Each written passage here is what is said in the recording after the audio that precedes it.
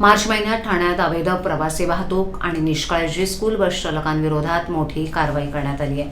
1 ते 31 मार्च दरम्यान school bus आणि अवैध खासगी बसेसच्या विरोधात वाहतूक तपासणी मोहीम राबवण्यात आली। प्रादेशिक परिवहन कार्यालय ठाणे यांनी तब्बल 100 स्कूल बसेसची तपासणी केली असून त्यापैकी 21 बसेसवर दंडात्मक कारवाई केली आहे।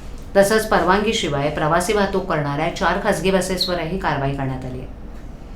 राज्याचे परिवहन मंत्री प्रताप सरनाईक आणि परिवहन आयुक्त राजेश नार्वेकर यांनी विशेष तपासणी मोहिमेत नियमभंग करणाऱ्यांवर कोणतीही दया दाखवू नये असे स्पष्ट निर्देश दिलेत। वागळे इस्टेट, गुणबंदर रोड, कोपरी, कळवा, भिवंडी शहर ग्रामीण तसंच शहापूर परिसरात अचानक तपासणी करून बसेसची कागदपत्र, फिटनेस प्रमाणपत्र, विमा, परवाने, आपत्कालीन बाहेर पडण्याचे दरवाजे, अग्निशमन यंत्रणा, CCTV आणि विद्यार्थ्यांच्या सुरक्षेसाठी आवश्यक ती सुविधा यांची सखोल पडताळणी करण्यात आली।